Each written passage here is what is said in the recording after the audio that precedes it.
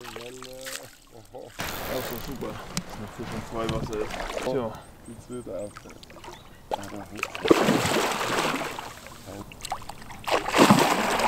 Oh, geil, ey.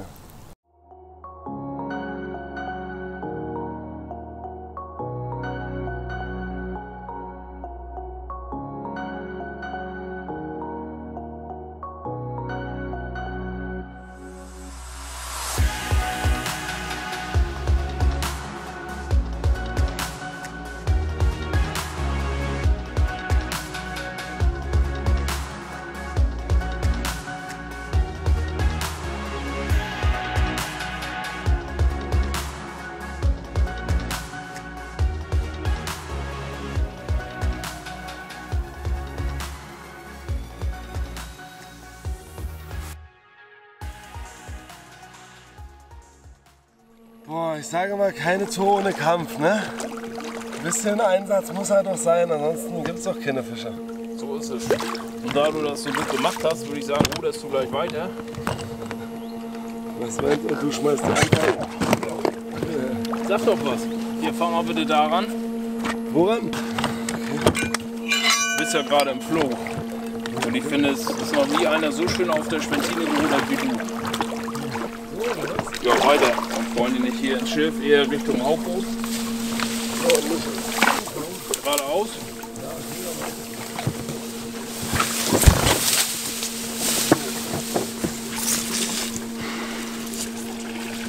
Jetzt nochmal auf die andere Seite vom Boot. Jetzt wollen wir das genau entgegengesetzt nochmal machen.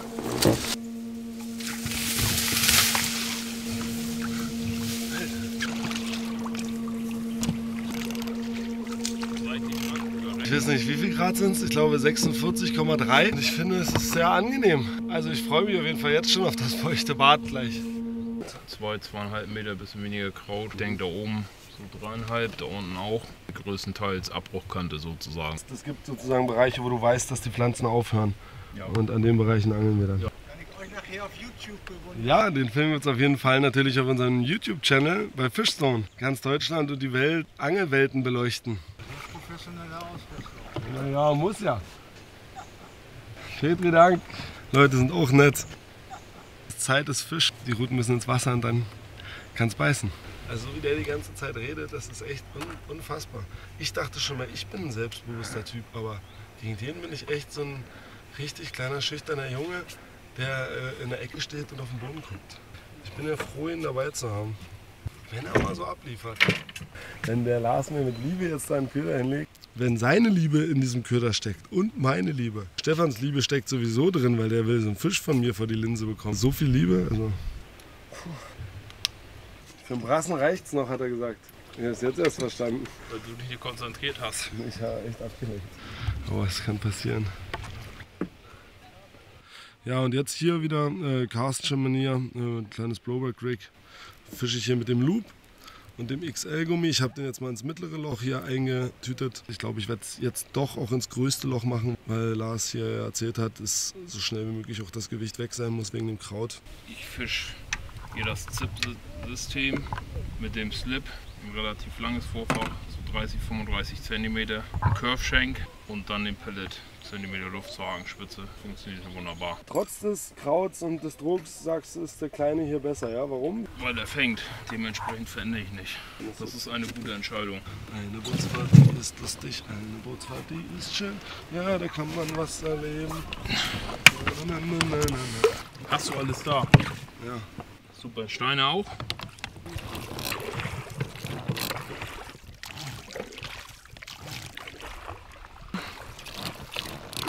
Mal sehen, wo er mich jetzt hier hinschleppt. Wir werden jetzt aufs gegenüberliegende Lugufer fahren und unter einem unterhängenden Ast fischen. Das sieht schon einfach mega geil aus. Da liegt mal ein Baum drin. Total verrückt. Ganz leicht beim Absinken nach unten ziehen. Dann bleibt der Köder vom Stein entfernt. Ein paar Pellets rauf und dann liegen die Ruten scharf. Ja, so. Oh, hier rein.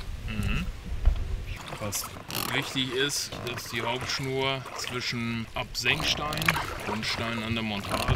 Bin mir gespannt, ist schon mal vorab, gerade bezüglich des Krauts. Es ist dann nachher so viel Spiel drin.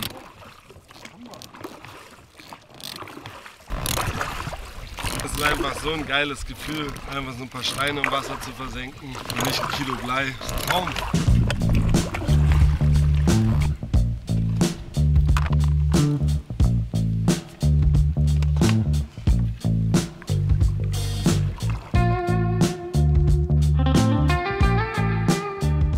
Relativ harten Grund. Wir haben jetzt hier so mit dem Stein einfach 2-3 Mal runtergelassen, wieder hochgeholt, um zu gucken, ob hier Kraut ist, weil halt alles voll diesen Fadenschwamm. Alles voll davon. Deswegen checken wir da mal kurz den Grund, gucken, ob es fest ist auf dem Grund, ob beim Hochholen diese Pflanzen dranhängen. Wenn die dranhängen, muss ich halt 1 Meter daneben noch mal gucken. Expertise hier von Lars, der halt weiß, wo überhaupt freie Stellen sein würden. Und dann wird da hingelegt und los geht's. Dadurch, dass Lars weiß, wie es läuft, ist es eigentlich auch relativ simpel. Wenn man es nicht alleine arbeiten müsste, fühlt es sich an, als wenn es richtig aufwendig ist.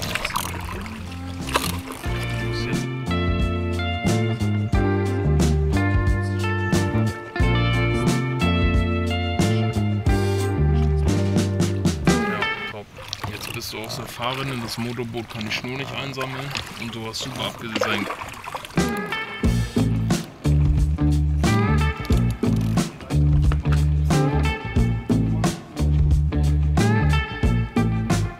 Hier kann so alles leben, hier können so richtige Flussmonster leben. Also es sieht einfach alles nach Natur und Power aus.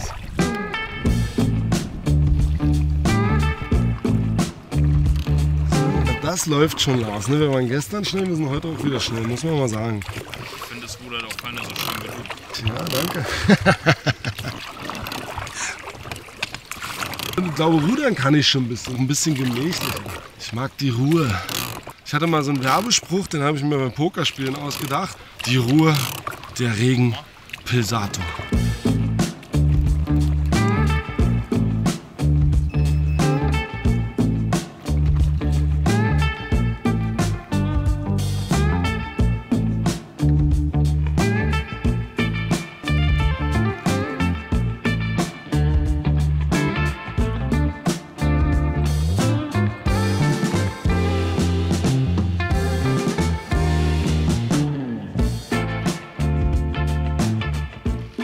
Wie beim Staffellauf hier, da wird der Stab übergeben und zack, das nächste Glied der Effektivkette kommt into work. Es kann hier einfach nur Fisch auf Fisch regnen.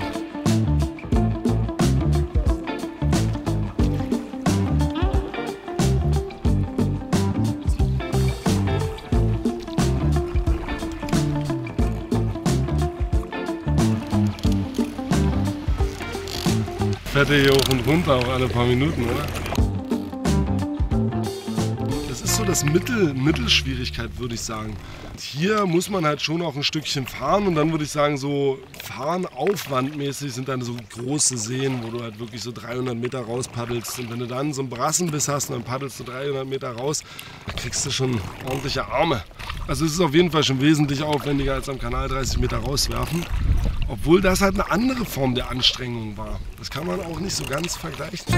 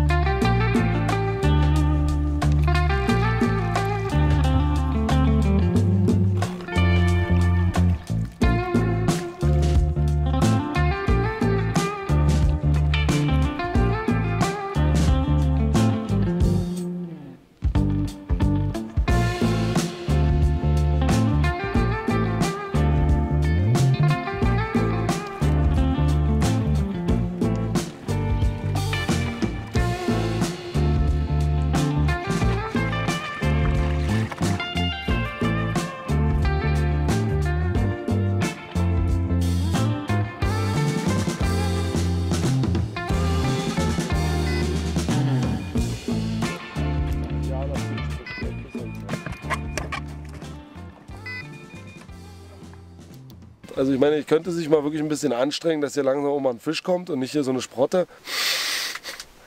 Das Problem ist, Carsten an Fische bringen. Leicht ist das nicht. Also sorry an alle Guides, mit denen ich hier unterwegs war. Oder ich nenne euch jetzt mal Guides oder Freunde oder wie auch immer. Ich bin echt eine harte Nummer. Meine Mutter hat damals mir so Gummihandschuhe angezogen und in jeden Finger einen Klostein reingemacht. Und so bin ich dann ein Jahr rumgerannt. Ja Leute, das ist Nico. Nico ist ein Kollege von Lars. Nico, was ist deine Einstellung zu Fischstone, beziehungsweise wie war dein erstes Erlebnis? Lars fischt ja schon seit Jahren mit Fischstone, seitdem ihr das auf den Markt gebracht habt. Hat immer Fische gefangen. Ich habe immer mit Bleien gefischt. Und sehr ehrlich, wie viel Blei verlierst du so, wenn es gut läuft? Eigentlich pro Fisch ein Blei. Muss man ganz klar sagen. Wenn man eine Nacht hat mit 10 Fischen aufwärts, gerade wenn man Brassenbeifang hat, ist jedes Mal das 3-4 Euro Blei weg. Und irgendwann war ich so genervt, dass ich gesagt habe, Lars, kümmere dich mal darum, dass ich unterm Strich auch diese Montagen fischen kann. Dann hatte ich das zu Hause auf dem Tisch liegen, habe selber dran rumgedoktert und muss gestehen, dass ich es nicht zusammengebaut bekommen habe. Steht seit 2-3 Monaten auf der Fensterbank. Das können wir natürlich nicht so stehen lassen. Hier einmal durchfädeln, dann ziehst du den Wirbel hier rein und hast dann so einen kleinen Draht, mit dem du hier durchsteckst. Rick, knotest das hier ran, bumm. Hauptschnur kommt hier hoch, die hast du durchgefädelt und das war's dann schon. Und wenn du als Laufmontage angeln willst, lässt du einfach den Draht weg. Das ist wie bei allem beim Angeln, ne? Wie bei jedem Köder, bei jedem Haken, bei allem. Du musst halt den ersten Fisch damit fangen und dann hast du das Vertrauen. Das mit der Schnur, das ärgert mich jetzt. Lars, das hättest du mir auch mal sagen können. Weil ich habe mich nämlich an der Bedienungsanleitung orientiert. Wir haben die jetzt nochmal geändert und alles nur in Bilder gemacht und die Abbildung größer, weil genau dieses Problem auch war, dass halt Leute gesagt haben, ey Leute, wenn ich das auspacke, diese Bedienungsanleitung in die Hand nehme, habe ich schon keine Lust mehr. Ja. Naja, dann hoffe ich, du schickst mir bald das erste Steinbeißer-Foto. Ja, okay, das kriegen wir hin. Yes.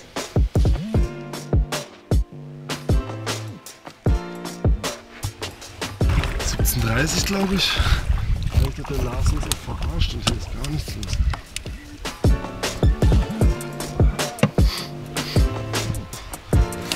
Oder es war ein Fake. Du meinst, das war ein Test von Lars, wie schnell wir in der Alarmbereitschaft sind? Das war so Das wäre genial. Das wäre wirklich genial.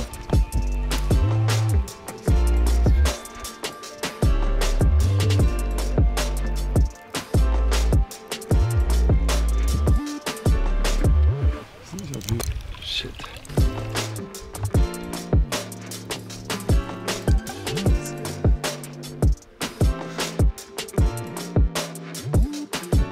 Nicht.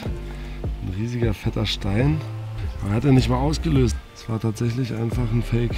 Oh, und hier meine Emotionen glühen schon. Das war das Training jetzt. Training für die Nacht, kann man sagen.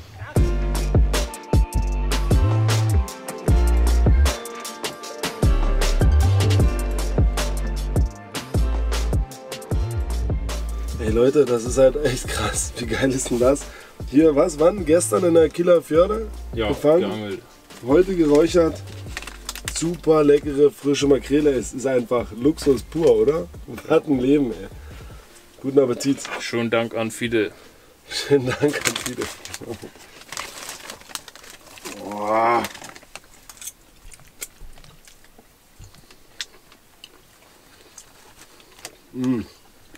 Also, ich sage mal, super lecker. Ja, müsst ihr hier auch wissen, wie das geht, oder? Fidel ist schon jahrelang. Der angelt auch in der Förde wie kein anderer. Schon auch so eine kleine Kunst, ne? Räuchern. Ja. Ich habe zweimal geräuchert. Das letzte Mal, wo ich mit Mattes los war, hat er hier einen Barsche gefangen. Da haben wir abends Barsch paniert gegessen. Ja. Das kenne ich auch. Immer schnell so ein paar Fische fangen. Ich bin für dieses Bewusstheit entnehmen. Jeder Fisch, den ich aus dem eigenen Gewässer esse, ersetzt halt einen Antibiotika gezüchteten Fisch irgendwo in so einer Fischfarm, die halt auf jeden Fall nicht nachhaltig sind. Wenn ich mal so einen kleinen Fisch fange, heute Abend zu dritt mit meinen Freunden, kann ich den gut zubereiten. Dann nehme ich auch mal so einen 50 cm Karpfen mit. Wollen wir uns mal um den ersten Fischstumm Waller Leitbiss kümmern? Eine Gummiperle vorgespannt.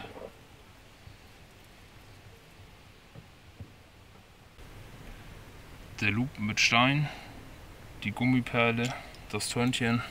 Ist das aber als Laufmontage dort? Ja, wir können das jetzt ja mal so ausprobieren. Mal gucken, ob wir einen rankriegen. Ey. Wäre der erste Waller, der auf Video mit Fischstone geangelt wurde, oder? Und den darf ich drillen. Aber so ein Waller drillen, ja, auf jeden Fall.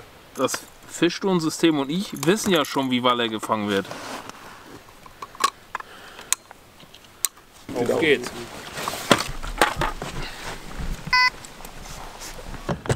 So, dann wollen wir mal. Auf geht's, ca. 120 Meter Entfernung. Der Absenkstein mit den beiden Köderfischen, natürlich tot präsentiert an der U-Pose.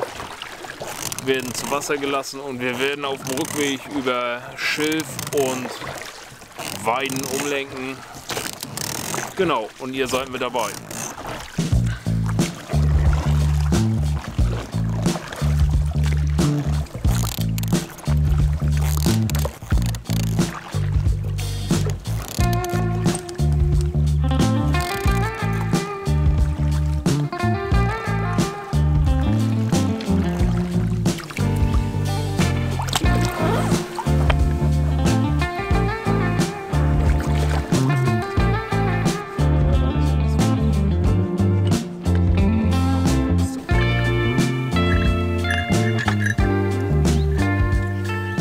Ja, die Sonne geht hier langsam weg. Es wird ruhig und idyllisch. Ja, und jetzt machen wir die Route nochmal neu. Die erste Welsroute liegt. Und ich bin immer noch gespannt.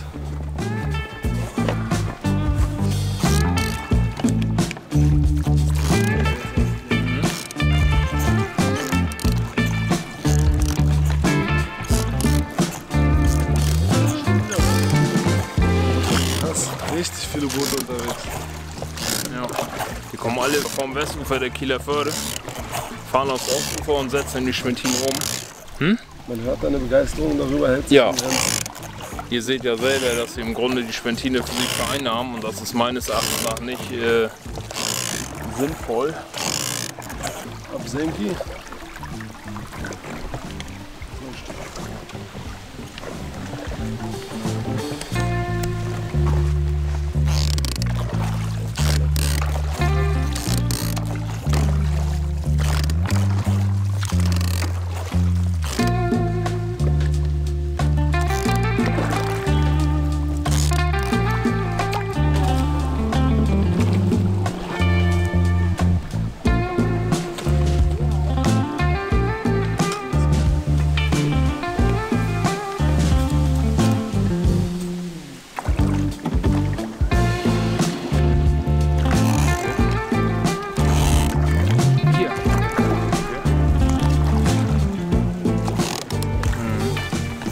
Was ist euer Tipp für Tag 2, für Nacht 2?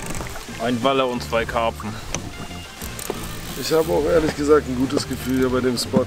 Super interessante Stelle, alles am Ufer ist voll mit Mangroven sozusagen. So die Fische finden hier massenhaft Futter. Ich glaube, hier geht auf jeden Fall ein Fisch heute noch. Wolltest du auch Weizen füttern oder? Ich hier nicht. Ein bisschen in diesen Auto reinlaufen. Ja. So, und hier lege ich ab, ne? Ja. Bruder, halt, Backbord, Skolanz. Gut. Da wart ihr mal live dabei, wie das sich hier abspielt, wenn die Boote zu groß sind für den kleinen Fluss.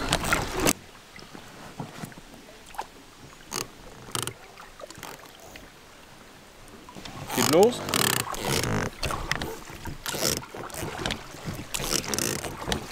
Stefan, guck dir mal bitte an, wie diese Entengrütze hier hinten runterkommt. Guck mal, wie geil das aussieht.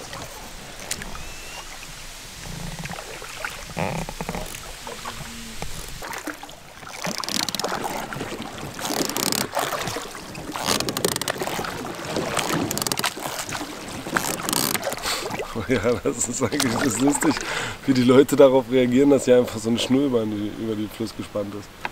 Wie sie auch gespannt ist, da ist ordentlich Zuck drauf. Das ist, glaube ich, das Motto dieses Videos, oder? Das habe ich schon das 3. Mal jetzt gesagt. So, auf geht's. Jetzt kommen die auch schon wieder ins Fluss. Das ist ja krass. Ja, hier lang. Schnell sind sie unterwegs auf jeden Fall. Eigentlich ist auch in so einem Flüsschen immer so ein bisschen das Gefühl, die müssen ja hier durchkommen. Und dann liegen hier an allen Hotspots irgendwie Routen aus. Man soll es ja nicht beschreien, aber ich denke, es wird bald Zeit für die Sektdusche. Das Gewässer entspringt am Bungsberg und durchläuft dann die ostholsteinische Schweiz und dann die Plöner Seenplatte, bis es dann in die Kieler Förde mündet. Und sag mal noch mal eine Nebeninformation. Hier gibt es sozusagen nur einen ganz begrenzten Kreis, der das auch beangeln darf. Ja, das ist Vereinsgewässer und ist nur für Vereinsmitglieder vorbehalten. Okay, und deswegen dürfen wir jetzt hier halt mal drüber reden, was das für ein Gewässer ist. Ja, es sind da doch schon Luxusbedingungen, ne? Auch für mich muss ich ja mal eingestehen, dass ich echt hier durch Fishstone so coole Leute kennengelernt habe, die alle so eine verrückten Bedingungen zu bieten haben. Das ist echt einfach ein krasser, wahnsinniger Reichtum an Angelvielfalt. Wunderschön. Ja. Spätestens zum letzten Fishstone-Film 2020 schneide ich meine Haare wieder Mowgli-Style. Ich habe überhaupt keine Lust, das nächste Mal zum Sport zu gehen, weil beim Seilspringen dann einfach die ganze Zeit dieser nasse Pony in die Augen peitscht. So immer wie so. First World Problems.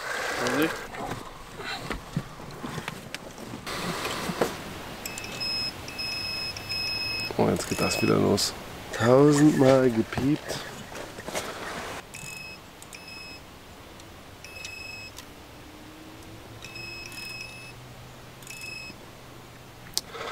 Numero 2.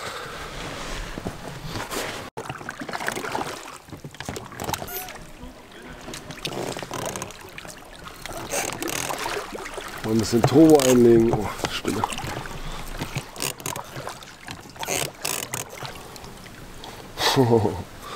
Okay. Ist schon leicht krautig, dieses Gewässer. Kann man, also ich würde sagen, Lars hat nicht gelogen.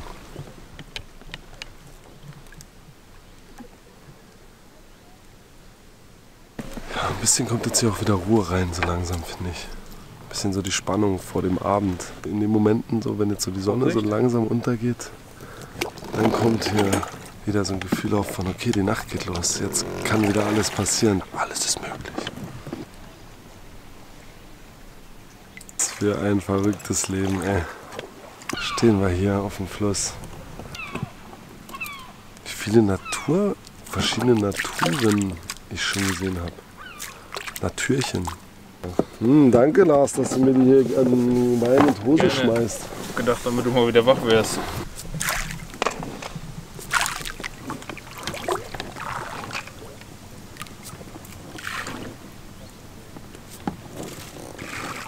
In dieser Naturbezug beim Angeln, warum man in die Natur geht, ist hier natürlich ganz anderes Level. Also hier fühlt es sich halt an wie Natur, völlig draußen sein und in dieser Natur leben.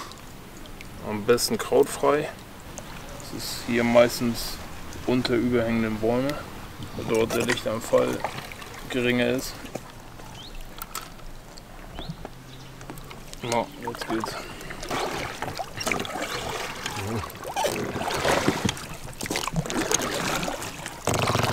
Jo, das passt.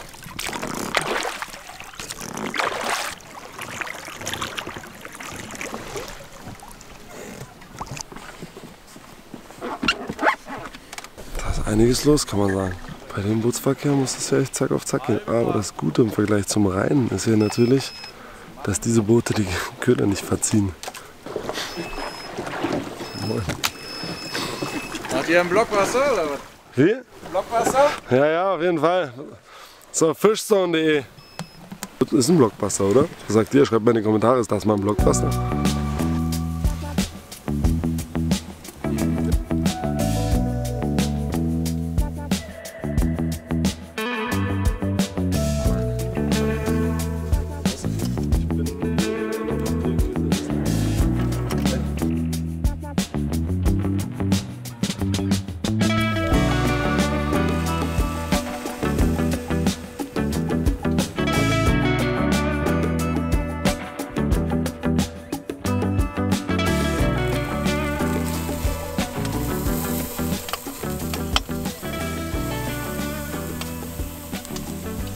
Einen hatten für dich, Asi. Ja, oh, sehr geil. Verrückter Tag eigentlich schon wieder. Ja, mit allerhand. Beim Spotwechsel fiel der Motor aus. Dann hat Carsten hier das Aluboot hochgerudert. Stimmt. Das war ja. Ich bin erstmal 800 Meter mit diesem Aluboot im Schlepptau hier hochgerudert und das bei sage und schreibe gefühlten 39 Grad. Sehr erlebnisreich. Da oben wurde eine Schleuse aufgemacht und auf einmal kommt hier dieses Entenflott, wie sie so schön sagen, hier so wirklich wie so ein Teppich, der sich über den Fluss legt und eine ganze Szenerie verändert sich komplett, wie in so einem Dschungel hier auch. Einfach, ne? Jetzt gerade, wenn man Ja, wie so ein ist Dschungelfluss, alles voll so Mangroven am Rand. Das ist wirklich schön. Also. Besuch hatten wir vom Kumpel. Stimmt, Nico war heute hier. Nico auch ein netter Typ, dem haben wir mal Fischstone nochmal gezeigt. Ja. Nico, wenn du das hier siehst und du hast es nicht probiert, dann Fischstone in Kassel kommt vorbei. Nee, aber es räuchert ein bisschen. Wir grillen jetzt schön, wir kommen hier runter für den Abend. Hier in Karpfenfang, in diesem Grünzeug, so mit dem Boot auf diesem Fluss. Am besten noch aus dem Holz raus, einmal die Sennekappen wieder zusammenknoten. Sowas will ich erleben.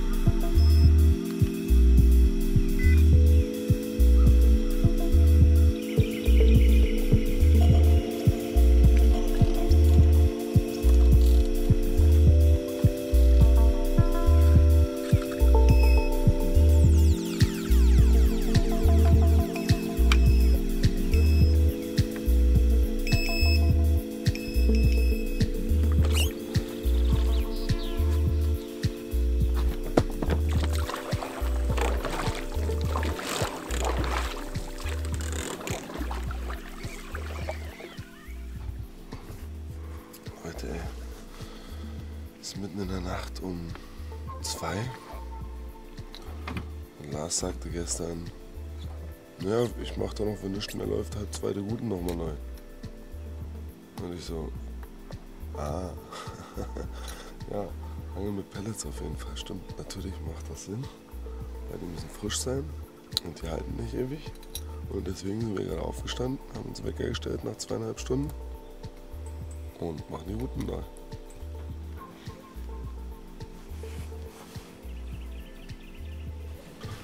Noch ein paar Pellets, ein paar große haben wir schon, ne? So ist jetzt echt, wenn man frisch wach wirft, übel, also ziemlich hell, dass man gar nicht, also jetzt kann ich kaum gerade gucken. Ja Leute, das ist halt echt durchbeißen, ne? Aber wie gesagt, es gibt nur ein Ziel, das ist hier einen Fisch rauszukriegen und dann muss man dann nachts aufstehen und einen sauren Apfel beißen. Also Big Box, ab geht's.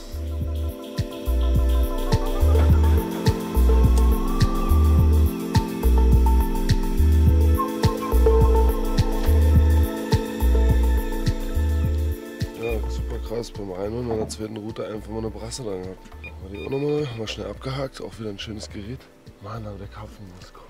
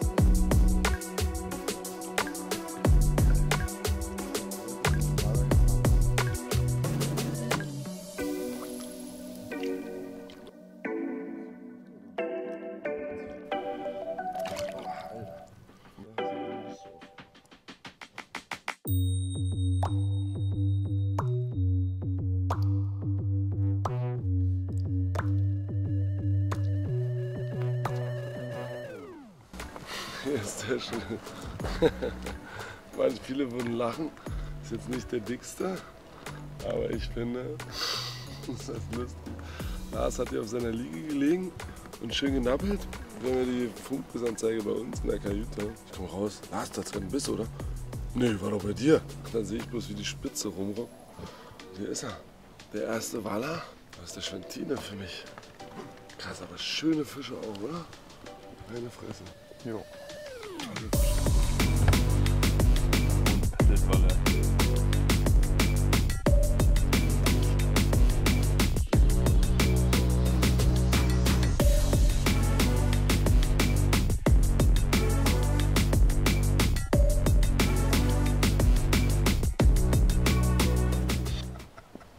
Dass du dir noch nicht in die Hose geschissen hast, finde ich, ist ein Phänomen. Oder du hast das bisher einfach verschwiegen.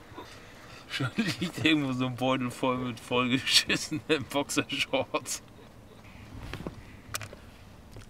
Ja, Leute, geil. Ich würde fast behaupten, das war bisher mein größter Waller.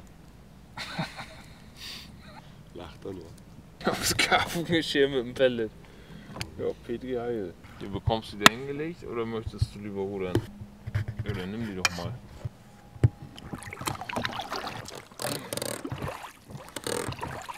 Pass mal ganz genau, wo jetzt die Rute hin soll. Wie das sich freut, ey. Nee, da. Ja, hier.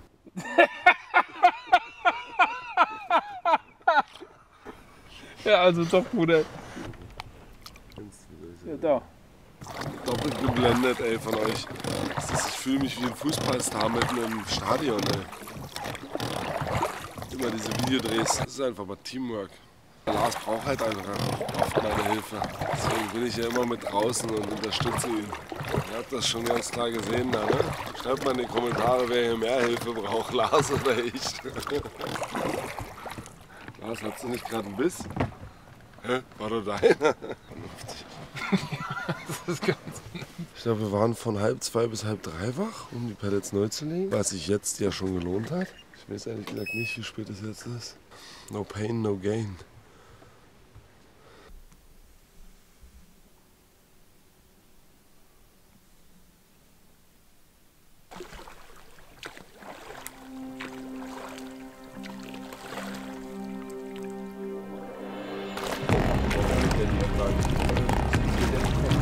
Auf meine Route gab es hier gerade einen Run und ich bin raus, habe aus der Tür geguckt und die Spitze war krumm und genau das ist das, worauf ich so lange gewartet habe.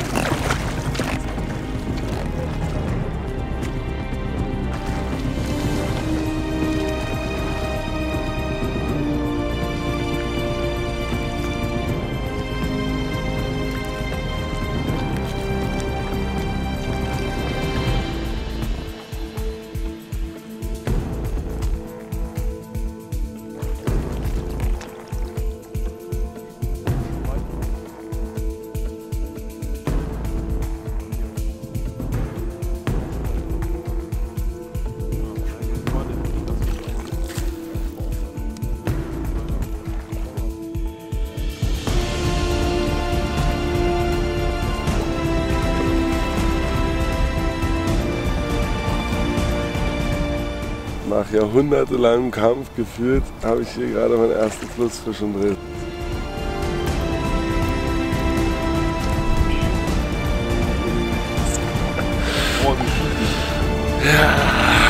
Ja, es ist jetzt überhaupt kein Riese, aber ey, ich habe wieder ein Fisch im Netz, meine Fresse.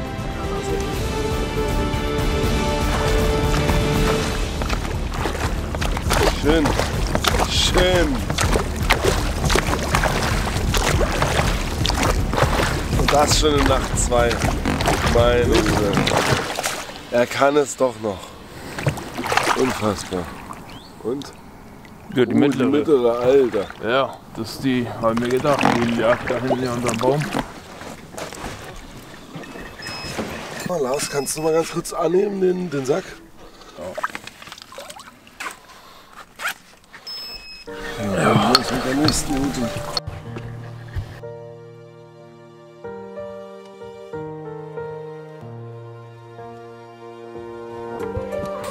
So, Geschenk. Okay, jetzt müssen wir uns noch beeilen, Leute. Was für ein Morgen, ey. So muss das hier laufen.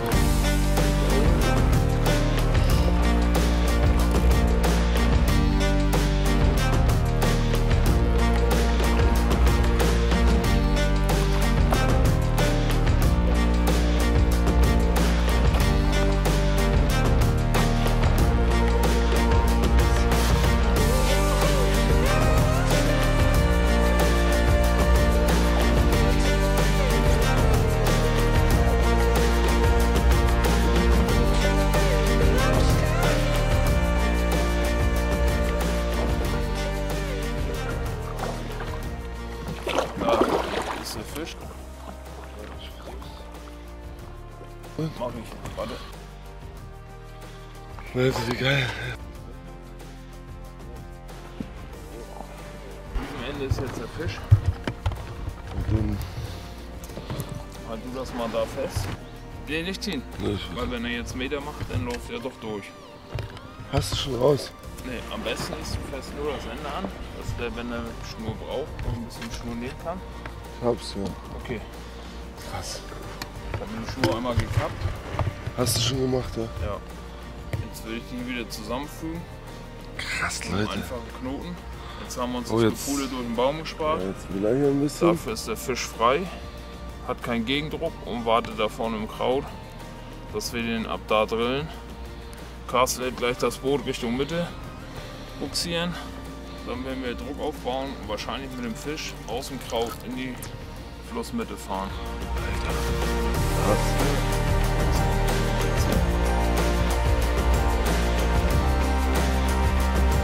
Hey Lars, ich muss dir an der Stelle mal echt dicken Respekt aussprechen. Krass routiniert hier in diesem Mechanismus drin. Oh, warte, das hier so immer rum. Jetzt ist er frei, genau, das wird jetzt einfach Pech. Abgefahren, ey. Zack, zack, boom. Kann er. Einmal Spannung aufbauen, so weiter rausfahren, wenn es geht. Dann ziehen wir jetzt, da ist er. Der Kleine ist ein bisschen bockig.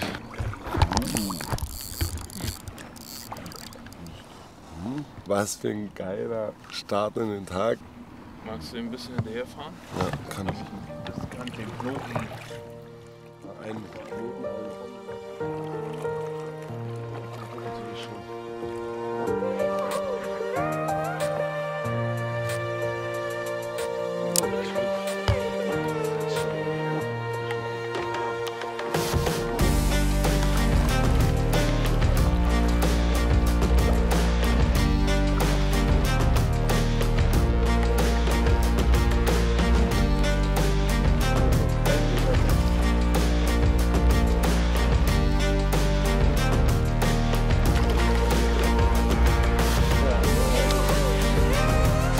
Das ist ein geiles Ding, ey.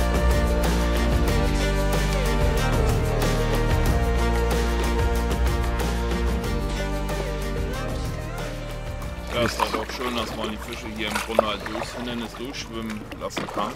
Ja. Das ist halt auch das Problem vieler Angler, dass sie immer an der Route zerren. Zerren den Fisch jetzt zurück und zerren den Hinternis rein. Für mich auch wieder ein gutes Ding, das mal so zu machen und mal so gesehen zu haben. Weil das ist ja so bei allen Sachen wie so eine Repertoireerweiterung. Ich habe das schon oft gehört, ich habe es selbst ehrlich gesagt glaube ich, noch nicht gemacht mit dem Kappen und neue Zulandknoten. Wenn ich jetzt mal wieder im Hindernis fische. Also Lars, langsam kommen wir in die Region von deiner Erzählung. Also wir haben jetzt jede Nacht eine Steigerung gehabt. Ja, kommen auf Tour, ich merke das. Jetzt kann ich endlich Boilies angeln, ich habe ja meinen Fisch. Ich glaube tagsüber, wenn die tagsüber ruhig ist, werde ich mal einen so einen kleinen Mini-Pop-Up versuchen. Ich würde es einfach mal wechseln. Ihr wart ja von live dabei, wo wir um 1:30 Uhr aufgestanden sind, nochmal für eine Stunde 5 Routen neu gelegt haben. Erfolg. 2 Fische in den Morgenstunden. Das maximal erreicht. Alles richtig gemacht, das ist echt krass. Hier Leute, schreibt mal in die Kommentare Props an Stefan, weil der zieht natürlich auch die ganze Zeit mit. Ne? Ich gebe dir auch nur noch ein paar Wochen, dann hast du selbst eine Route in der Hand. Ne? Ich glaube, er ist eingeschlafen. Er arbeitet. Ach so. Er tut das, was er soll.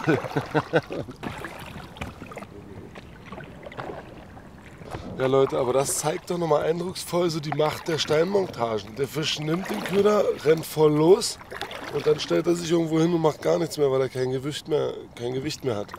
Und das Einzige, was versenkt wurde, ist ein Stein. Und auch mit dem Umlenker bzw. Absenkerstein. Du kannst den entweder löst aus oder kriegst ihn halt raus und häufig bleibt das Blei ja sonst im Busch als Widerstand drin. Das habe ich auch oft genug erlebt.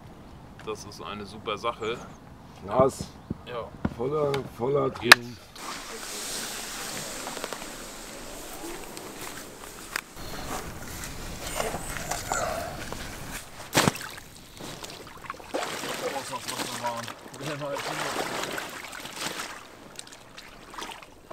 Es ist herrlich, Jungs. Das Wasser ist herrlich. Oh, ist das herrlich. Nein, aber mein. Oh Mann, ey, wie geil. Ich hab einen Fisch im Kescher. Selbst gelegt, selbst gefangen. Ich will ja nichts sagen, aber meiner ist größer. Ja.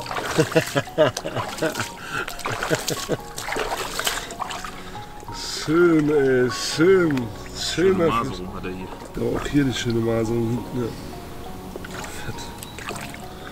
Fett, Lars. Na dann. Oh. Das ist gut, ne? Das ist gut, wenn das so am Bauch ankommt. Ja, dann ist es geschafft. Leute, es ist soweit. Ich habe es durchbrochen, die Schallmauer.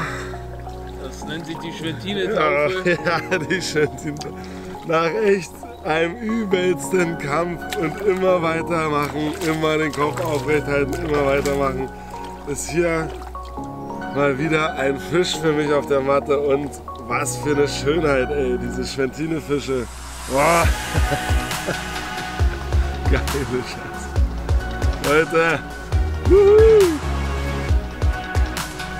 Geil, ey, mega geil. Schön im Morgengrauen, im Sonnenaufgang. Das kann nichts Schöneres geben. Jetzt hier auf jeden Fall bei dir. Ja, sehr und schön. das geht noch, wir haben noch 2 Nächte, also jetzt legen wir hier noch einen drauf. Ja. So.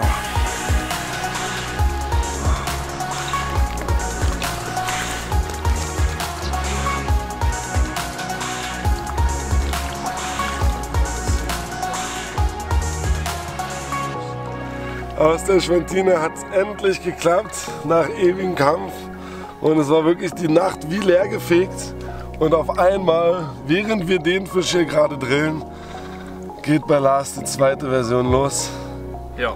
Geil, 2 Fische hier zusammen zu präsentieren, wirklich innerhalb von 10 Minuten gebissen, nach so einer ruhigen Nacht. Mega cool. Ja, das ist doch super, dass das alles so schön klappt. Und wie gesagt, Steinmontage löst schön aus. Ach Mann, ist das geil, ey, so lange zu warten und dann so ein Fisch. Schöne dunkle Farbe.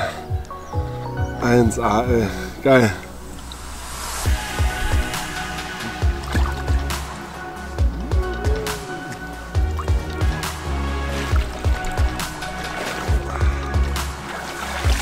Geil, Leute.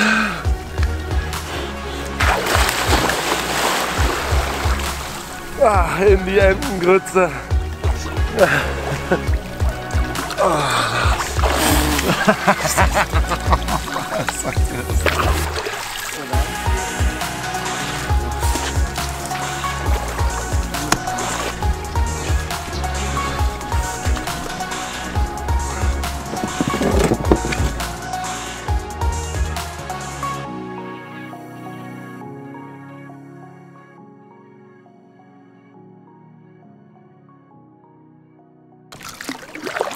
Leute, ich möchte es an der Stelle noch mal erzählen, um jetzt auch diesen Erfolg noch mal zu unterlegen.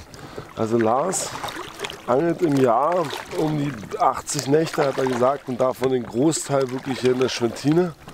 Das ist halt so sein Domizil.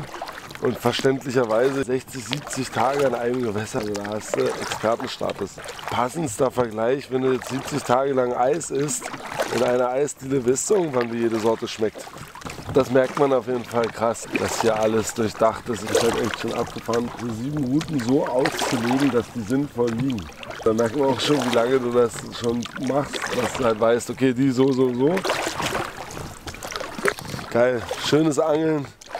Schon jetzt super erfolgreich. 3 Karpfen, 3 Brassen, ordentliche Klodeckel und einen kleinen Wels. Also nach 2 Nächten.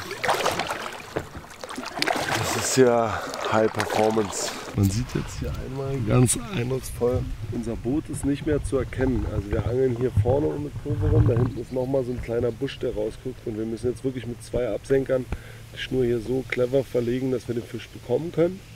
So, hier sieht man gerade gut, Leute, wie knapp er jetzt hier diesen Stein eingespannt hat. Ne? Also wirklich so am äußeren Rand.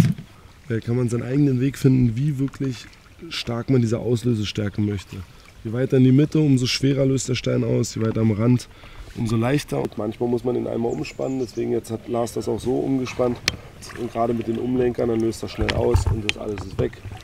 Und man kann sicher gehen, dass man auch den Biss besser merkt. Man sieht ja an der Stelle auch ganz exakt, wie wichtig Lars die Farbkombination ist. Das sieht die Fische hier in der Schwentine gar nicht. Ja, lustig. Aber schön, dass es Handy gibt. Ja, schön, dass es Handy gibt. Auf was angelt ihr denn eigentlich? Verschiedenes.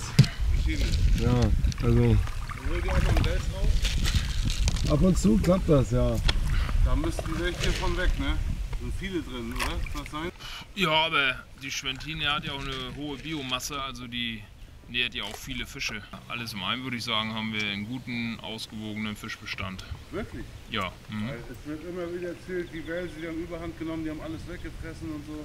Also das können wir nicht bestätigen. Also wir haben echt Fische nicht? gefangen. Ja, Und man und sieht so auch ganz viel Kleinfisch rumschwimmen überall. Also Rotfedern und so ist alles da. Ne? haben wir auch, ja. Ja. Wir haben auch Brutfisch gesehen, von bis. Aber natürlich gibt es immer mal Fischarten, die mehr und weniger da sind. Aber ich glaube, das ist der natürliche Zyklus. Ja, danke. Euch auch. Schönen Tag noch. Ein Stück raus, oder? Ja. Tschüss. Wenn ich unter der Woche dann eine kurze Nacht bzw. sagen wir eine schnelle Nacht fischen, dann bin ich häufig auch allein unterwegs. Aber auch das sind häufig effektive Nächte. Ich hänge öfter mal nach dem Dreh noch 2 Nächte alleine ran, gehe auch mal 2, 3 Nächte alleine. Aber ich mag schon den sozialen Aspekt am Angeln auch sehr gern. So Leute, das ist jetzt hier mein finales Rig. Habe ich auch von Patrick jetzt erst gelernt, zum Multi-Rig. Das Coole an diesem Rig ist, du kannst halt den Haken super easy austauschen. Wenn der stumpf geworden ist, nimmst du einfach diese Schlaufe ab. Bums, bums. Es gibt so 2 Grundherangehensweisen. Erstmal, Karpfen sind grundsätzlich sehr intelligent und ich glaube auch, dass Karpfen sehr lernfähig sind. Aber grundsätzlich hatte ich jetzt auch viele Leute in meinen Drehs, die gesagt haben, man muss es nicht zu doll verhokuspokussen, wenn ihr wisst, was ich meine. Ich bewege mich da immer noch auf beiden Wegen. Ich glaube, es gibt eben Bereiche, wo wirklich viel Gefahr droht, wo die sehr lernfähig sind. Aber jetzt an so einer Bedingung wie hier versuche ich es mal auf diesen Neugiertrieb abzuzielen, sozusagen auch so ein bisschen beide Theorien mal zu hinterfragen und zu bestätigen oder nicht. Vielleicht kommt einfach nur ein neugieriger Fisch, der jetzt tagsüber in der Hitze nicht fressen will, der vorbeischwimmt und es einfach mal einsaugt. Nee, da wirst du auf jeden Fall nicht fallen. Das weiß ich jetzt schon. Das habe ich so nicht gesagt. Nein, das stimmt, das war jetzt ein bisschen übertrieben. Aber es war vielleicht 10% dazu gedichtet. Der Punkt ist, das ist ja auch wirklich meine Mission für diesen Videodreh. Und meine Rolle, die ich erfüllen muss, ist der Typ zu sein, der halt hart experimentiert. Und jetzt habe ich einen Fisch gefangen, so wie er es gesagt hat. Also muss ich jetzt natürlich ein bisschen meinen Style hier finden und mit meinem Style auch noch einen Fisch fangen. Das wäre dann schon ein Skill.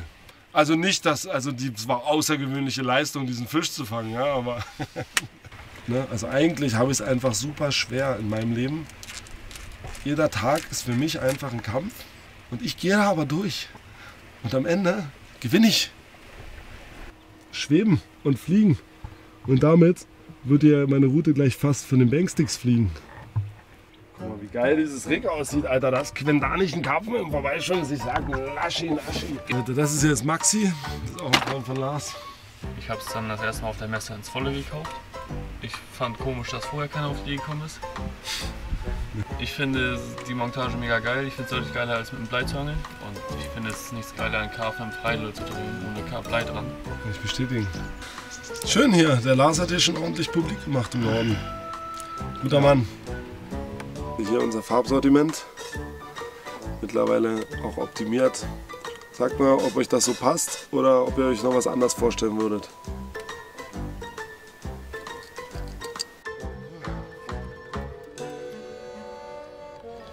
Du kannst halt ein Trabi fahren oder ein Lambo.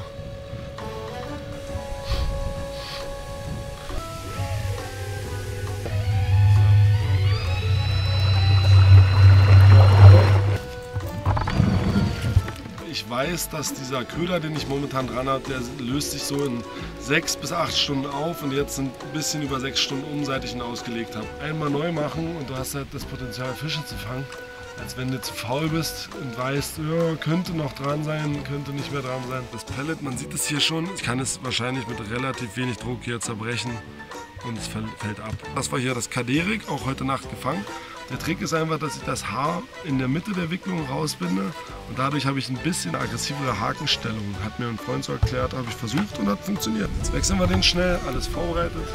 Da habe ich einen Quick Change, das heißt, ich versehe einfach meine ganzen Rigs mit der Schlaufe um, kann die ausfädeln und kann ganz schnell das wechseln. Und so geht das jetzt runter. Lass noch schnell ein bisschen füttern und dann geht's hier weiter.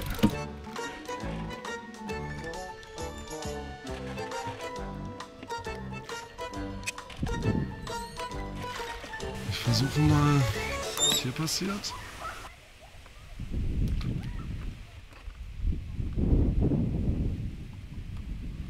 Alles war fest. Alles war fest. Warte, ich hole noch einmal hoch und dann würde ich es da wieder hinlegen, wenn es jetzt kein Kraut ist. Ich spanne ihn jetzt ein bisschen seitlicher ein und dann dreht er sich nicht mehr so, weil der Schwerpunkt ganz klar in eine Richtung geht. Vor dieser Spitze schmeiße ich den Umlenker rein. Knapp, das ist vielleicht.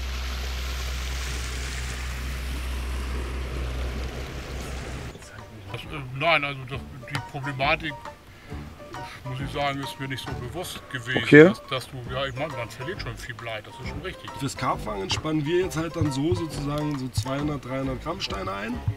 Und dann hast du verschiedene Gummigrößen.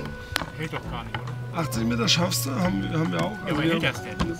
ich würde jetzt zum Beispiel hier diesen Gummi nehmen, ziehe den hier rüber. Aha. Kann jetzt auch einen größeren Stein, der hat aber auch schon fast 200 Gramm. Also der hat schon echt ordentlich. Und jetzt habe ich hier die Chance, das halt wirklich so komplett einzupacken, zum Beispiel. Ja, da hält, das hält auf jeden Fall. Und wenn du einen kleineren Stein willst, nimmst du einfach einen anderen Gummi. Ganz viele verschiedene Optionen. Ja. Also zum A-Langeln da einfach so 50 Gramm Stein einspannen, das ist halt das Einfachste. Ne? Dann Nicht schlecht. Das ist eine gute Idee. Würde ich wahrscheinlich. Oh Bernd, jetzt hast du einen Fisch. Du hast dich in der Schnur, linkes Paddel. Linkes Paddel. Hier, guck mal, weil ihr so nett mit uns gequatscht habt, nimm das einfach mal so mit. Danke. Dann kannst du mal probieren, Geil, ja, klasse. ob es passt. Und wenn du es dir merkst, dann ist es Fischstone. Fisch und Stein, ne? Darum geht's eigentlich. Ja, ist klar. Okay, alles gut. Für euch in das Video eventuell mit reinschneiden? Ja, klar. Dankeschön. Okay. Ah, das war gut. Danke. Tschüss.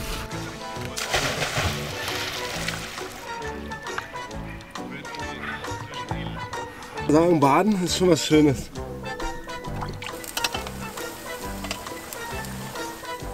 Es wird doch langsamer. Das ist echt der schlechteste Grill aller Zeiten, ey. Wirklich, es gibt gute Produkte, es gibt weniger gute Produkte und es gibt diesen Grill. Dieses Gerät ist einfach wirklich erstaunlich. Ich wünsche einen guten Appetit und wer fängt, hat recht. In diesem Sinne, macht die Cam aus und war den Speicherplatz. Total die Rauchattacke. Lars hat einige Menschen eingeladen. Der Duft des Grills hat die Leute angelockt, genau. Und hier haben wir Mattes nochmal nebenan. Die Messe in Berlin, da habe ich ihn kennengelernt. Ist einfach für die Situation, die wir haben, durchs Kraut, durch die Seerosen, vor Holzfischen und so ideal war. Wenn man da mit 227 Gramm Blei fischen muss, um hier irgendwie Spannung auf die Schnur zu kriegen.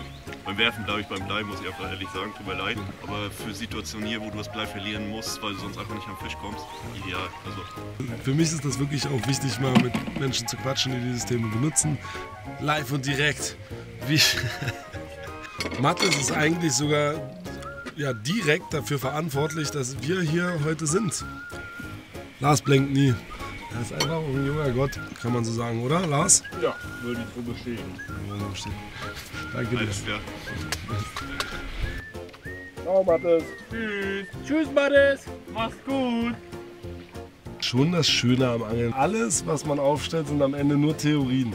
Die sind mal mehr, mal weniger bestätigt, wie jetzt zum Beispiel jemand wie Lars, sind das schon fundierte Theorien. Aber ganz am Ende könnte irgendjemand anders kommen und sagen, nee, ich fange hier so auf jeden Fall. Und er könnte nur sagen, ich glaube nicht. Und das ist schon spannend. Sauber. Danke, Maxi. Ja, dann nicht Schönen Abend wünsche ich dir. Ja, ich euch auch. Holt was raus. Ja, Danke. mal gucken. Wenn ihr was habt, dann schreibt mal, oder? Gibt es erst zur Veröffentlichung des Films. Vorher wird ja alles unter Verschluss gehalten.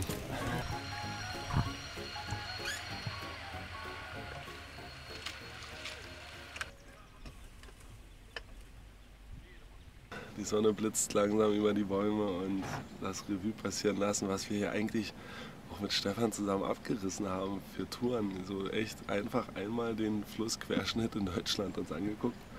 Und jetzt geht die ganze Geschichte am Ende auf. Es ist echt ein unglaublich befriedigendes Gefühl.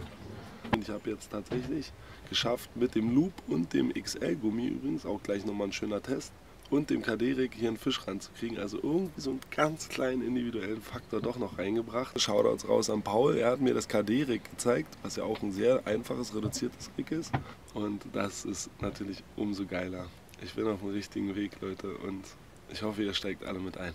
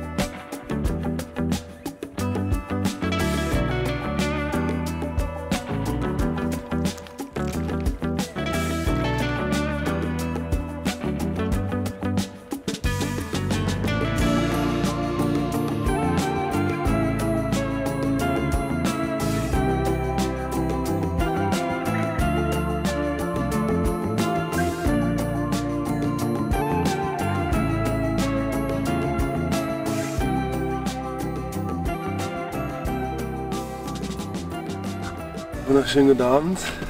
Ja, jetzt stehen wir kurz vor der dritten Nacht gerade. 80% der Routen schon draußen. Aber abseits von dem ganzen Technischen um das Angeln herum, du jetzt auch als Gewässerwart oder als Angler aus Leidenschaft, was macht denn so für dich das Besondere am Angeln aus? Leben generell so draußen in der Natur finde ich sehr ansprechend. Wenn ich jetzt irgendwas vom Angeln her hervorheben müsste, würde ich fast sagen, wenn die Wallerroute auslöst und die Glocken anfangen zu läuten. Das Highlight ist ein Adrenalinkick.